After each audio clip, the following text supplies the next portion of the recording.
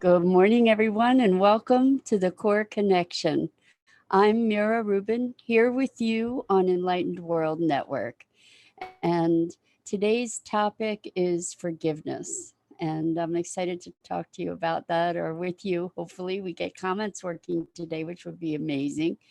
I would love it if we could just take a minute to settle in and get present. Let's just take a deep breath in through your nose and hold it and imagine that pure, sparkling, clean oxygen is just filling your lungs and moving into your bloodstream and nourishing all the cells of your body into all your organs.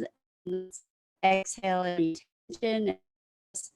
Now let's take another deep breath in through your nose and hold it. And this time, let's imagine that we are filling ourselves with sparkling white light and that light is coursing throughout every molecule in your body and enlivening and enlightening every bit of you and going beyond.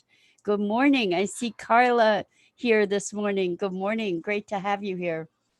So now let's just get present to our bodies by gently pressing our palms together and softly rubbing our fingers against our palms. So you feel that wonderful tickling in your fingers and in your palms, and allow yourselves to become present to the wonder of being in a physical body right here, right now. And so today's topic is forgiveness. And as we look into forgiveness, we often believe that forgiveness is something that we do for others.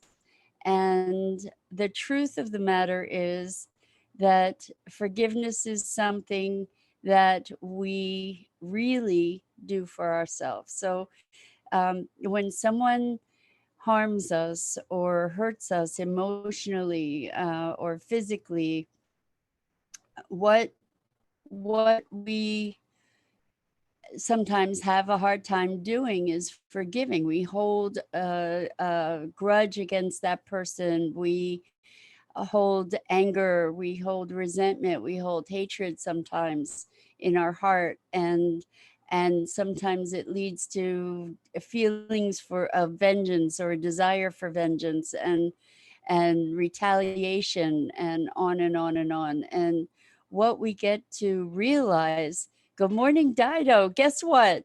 This is so wild, folks. We've been struggling daily for a couple weeks now to get comments working. So finally, we decided to move this through Restream and through Zoom. And there's a whole chat feature with Restream. I've spoken about this already, and we tried to get it set up and it wasn't working well.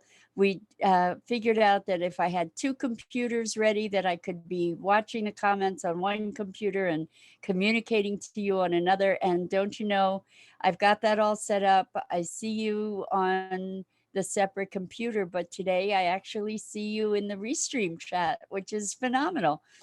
So yesterday I was talking about resourcefulness. It pays off, right? Resourcefulness and persistence. But today, today we are talking about forgiveness. And what I really want us all to connect to is that holding hostility and anger and hurt in our hearts. Tammy says it worked. Yay! Good morning to you, Tammy Fisk. So you've been following the trials and tribulations of this comment thing, right?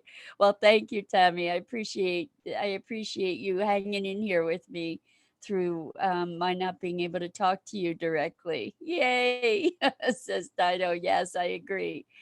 Okay, so back to forgiveness. When we when we hold anger and hatred and hurt, who is it that's holding it? It's us, right? So we're holding the frequency of all of that in our body. And I've heard someone say that holding anger and hatred for someone else is like trying to poison somebody, but taking the poison yourself.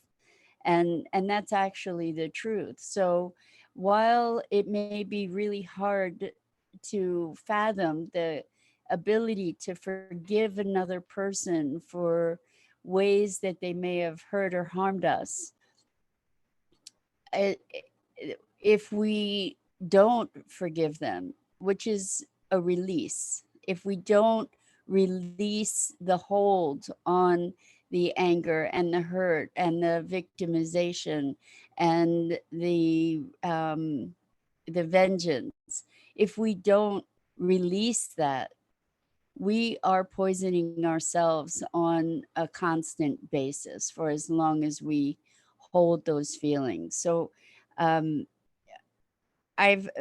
there's been a lot of disruption in my family over the years, and lots of transgressions. I'm going to put that in quotes, where people in the family get hurt, and I'm sure that this is not in any way unique to my family. So people get hurt emotionally, people get angry, and anger has been kind of a tradition in my family. I'm sorry to say, but it's true, and has been a big thing for me personally to overcome. That was my first response to pretty much everything, was the anger for a good portion of my life, because that's what I was acclimated to, and I was trained into that. And so with anger comes blame and resentment. And the thing about that is, with blame, what we're doing is we give another person power over our well-being. You know, when we blame someone, when we experience being a victim, we are giving away our power and our capacity to make our lives the way that our experience of our lives, the way we want that experience to be. If I'm at the effect of others and the behavior of others and the actions of others, then I don't have sovereignty over my own life. I don't have the ability to to um, shape my own destiny, right? So, has anybody out there felt uh, had a situation in your life where you just have not been able to forgive someone? I'm wondering if, and it may be, it may be that that person has done something heinous, and I'm still saying that forgiveness is an act not for them but for us. And forgiveness doesn't mean that you have to have anything to do with that person ever again. But forgiveness is letting go of that that deep sense of rage or anger or hurt or hatred that's in your heart, that's in your being. So I'm wondering if you've had a challenge with forgiving someone, and it still kind of eats away at you. And I think that that's actually a literal thing, that it does, that energy does impact our bodies physically. And one of the hardest people to forgive in our lives is ourselves. And I want to address that, because I'm so Carla says, yes, it's been so hard for me. And Carla, I understand how hard it can be to forgive others. And the thing is that it's when we forget, I'm going to come back around to talking about forgiving ourselves. But when it comes to forgiving others, it's not about saying that what they did was okay.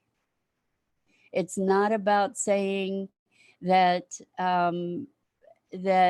you ever really want to talk to them again. Forgiveness is an inside job. And you can tell another person that you forgive them. But you can also experience that forgiveness within yourself for another and also for ourselves, which we'll talk about in a minute. But the experience of forgiveness, how do we do it? It's by saying, this anger, this hurt, this rage, this blame, this externalization of responsibility or um, sovereignty over my experience that I'm giving to another, I'm going to take that back. And I'm going to take back my power. And I'm going to choose for my well being to let go of this hatred. I'm going to let go of the blame. And I'm going to just allow myself to come present to me. The thing that's worked for me is to say that it is to come back to the notion that life is not happening to me, it's happening for me and through me. And if I believe that, then even the most horrible things that I've experienced in my life were in some way, shape, or form gifts to me. And Sue, welcome, Sue. So good to have you here. She says, forgiveness is an inside job. We get to experience the forgiveness within ourselves. Exactly. So when we're talking about forgiveness, in fact, forgiveness is an act of self-love. And how can that be? How can that be? Because when we are holding all these negative, hostile emotions toward others, they are residing within our physical being, right? The chemistry that gets created when we have rage or we have hatred or we have vengeance, that chemistry is inside of us and it is toxic. And so when we say, you know what, I love myself enough to no longer harbor those feelings for this other person, that then we get to create a deeper sense of inner freedom and inner peace. Carla, I'm wondering if this at all resonates for you, if it's possible to connect inside to the place that's so hurt and harmed, and then just connect to your heart and find that place where your heart is being constricted with these feelings of victimhood and upset and hurt and maybe vengeance and rage. All those feelings, feel how it feels in your body and ask yourself if you are willing for you to choose a space of lovingness for you. And when you choose the love for you, then that the feelings that are associated with this other person or this outside experience, um, then they could lose their hold and they are not so deeply entrenched. And Sue says, life is not happening to me, it's happening for me. When I hold my challenges in that light, they have a different perspective. It's really true. It shifts everything. And so if we imagine that life is happening to us, we also, I mean, for us and through us, then we get to choose how we're going to respond. And one the real point of this to understand is that when it comes to forgiveness of another person, it's not about them. It's not about them at all. And sometimes we are identified or we identify with our rage and our indignation and our story and our history in a way that we think that's who we are and that makes us who we are. Carla says you understand. I'm so glad it's connecting for you, Carla. So what I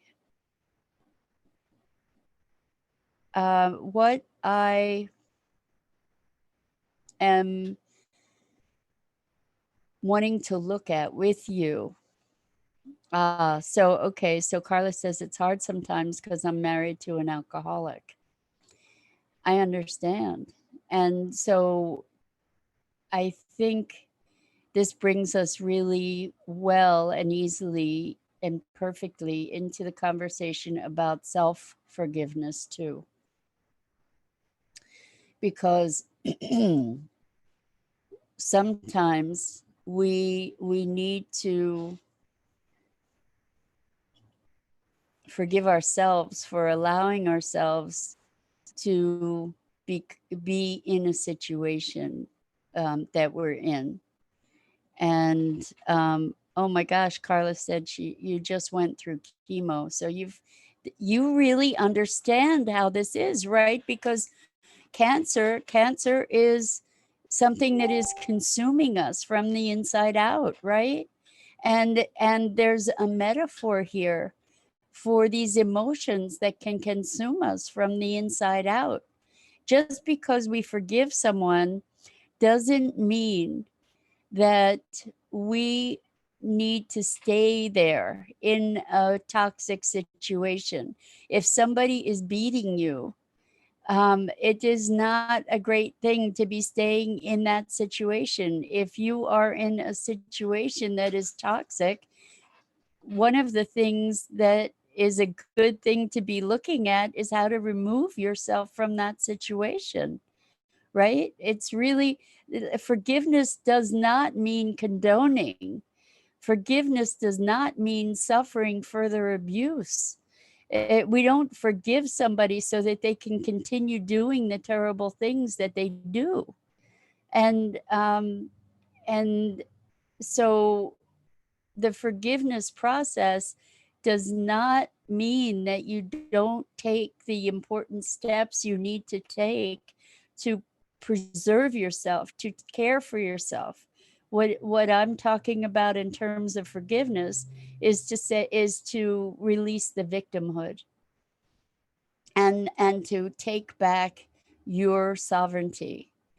And so I don't know what your situation is, Carla, but it sounds to me like it's very likely that you internalize so much emotion in the context of your marriage and in your life that it kind of is consuming you and it's creating and a challenge to your immune system from all that stress that you've been living in. And so I encourage you to look at what are the steps that you need to take to care best for yourself. The forgiveness piece is also something that you do for yourself, because ultimately, whether the other person knows that you've forgiven them or not, it it it it can actually transform another person's life to know that you've forgiven them. But ultimately, the thing that makes all the difference is that you have freed yourself, freed yourself from all of those toxic emotions. Now, let's talk about self forgiveness, because we have all done things in our lives that we're not proud of. And there can be such a tremendous sense of guilt. That was something that I really, really, truly suffered with for years. And I realized that I created that suffering for myself, but I truly suffered with deep, deep guilt and shame for years. And I was very unforgiving to myself. And self love and self acceptance is so deeply dependent upon our willingness to allow our humanity and our perfect imperfection through our lives. So um, I'm wondering, Carla, if you have allowed yourself for whatever it is in your life that maybe you've not forgiven yourself, if you have been able or are willing to look at how you might be able to find a place of forgiveness for yourself. And one of the ways that I have found to move from self battery and self abuse into a deeper sense of self love and acceptance is to parent myself, is to step into the part of me that is the compassionate and loving and accepting parent, and to be communicating with my child self to to love her and forgive her and hold her close and sweetly and tenderly, and to let her know that I love her no matter what. And that exercise has actually been transformative for me in my past, where I allowed myself to step into a deeper acceptance of myself and forgiveness, and released myself from the shame and the blame. And I'm wondering if you guys are willing to take that on. We all have things that we're not proud of. And releasing ourselves from shame is the most profound and freeing thing that we can do, to really face. It's not easy. It takes courage, because my experience of it was that it was pretty darn painful to be looking at the things straight on that I felt shame about in my life. But the thing is that until I resolved that, until I connected and allowed myself to clear it, to forgive myself, until that time, I was punishing myself over and over and over again. And I want to encourage you, all of you who are listening, to find a, a safe space where you can face that shame, allow yourself to feel the shame, and allow yourself to comfort yourself. Because where is the shame coming from? It's either coming from internal judgment or internalizing external judgment. And when we recognize that we all do the best that we can, and sometimes it may not be also great, it may be pretty terrible sometimes, but we're doing the best that we can in any given moment. If we imagine that that's true, then we can find a greater space to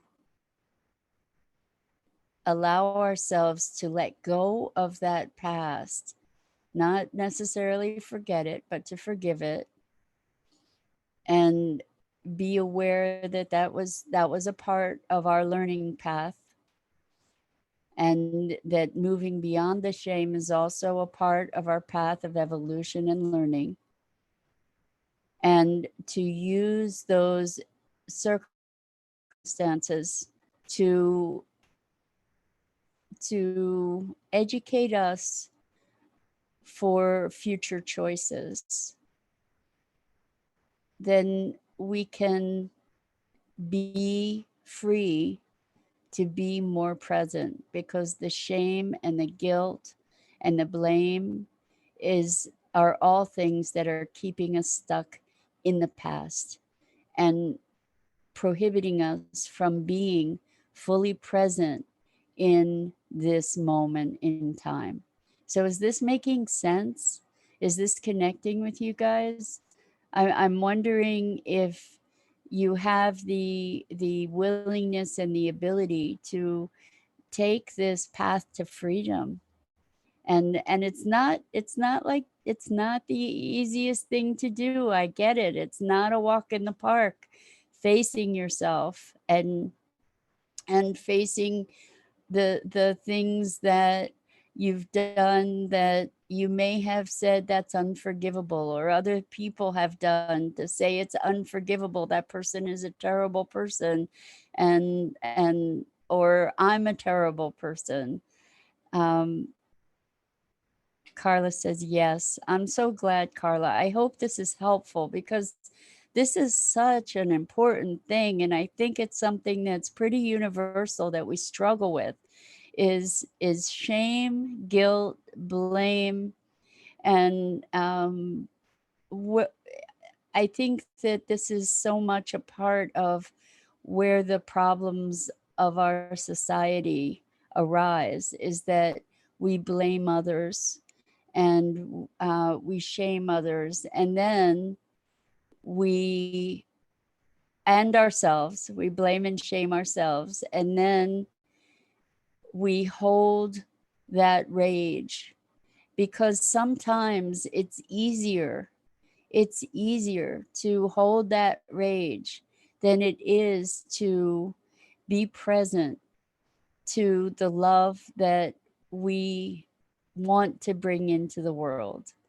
And um, it just to go full circle, it is a loving action. It is a loving act of self to forgive ourselves, to forgive others, because I keep connecting it to freedom, but what it's doing is it's freeing us from the past.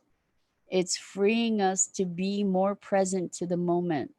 It's shifting our physiology, because holding that anger is is eating us up inside, literally, and often shows up in all kinds of physical disease, because when you hold that emotion for long enough, that energetic frequency, eventually it manifests in the physical.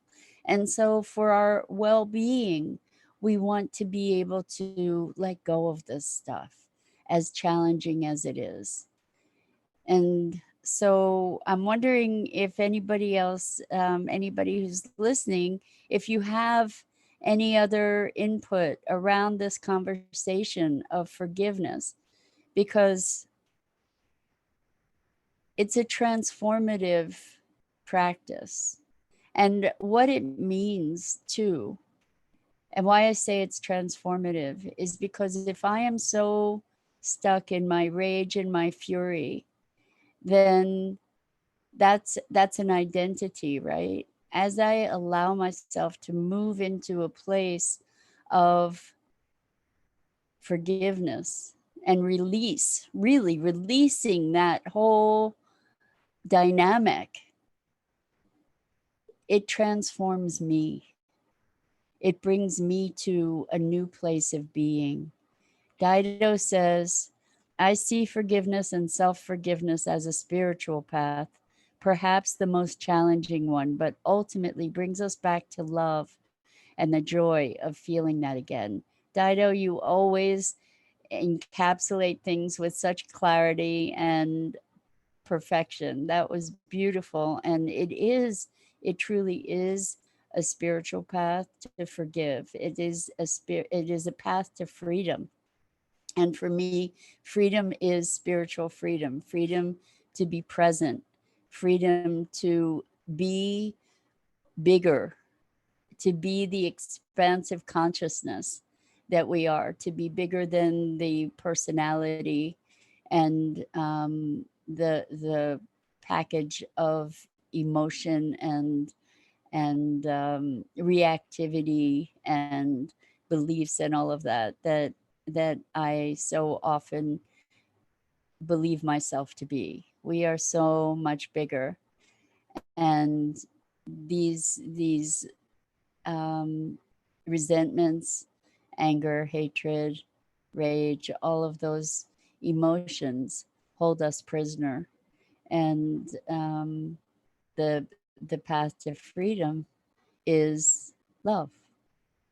So with that, I want to say thank you. I'm so delighted to spend this time with you. And I'm so thrilled that we got the comments happening so that I actually can communicate with you. And Carla, thank you for being here and so vulnerable. And Dido and Sue, thank you so much for your input. And for everybody listening, thank you so much for engaging in these conversations with me. I deeply appreciate it. And I'm Mira Rubin, and this is the Core Connection. I'm here every weekday morning at 9 a.m. Eastern, and we're here on Enlightened World Network, and we're broadcasting live to some other places too, on YouTube and my personal page and Periscope and LinkedIn. I think we're all over the place this morning, so that's pretty awesome. And thank you so much, and have a wonderful, wonderful weekend. So much love and compassion to you.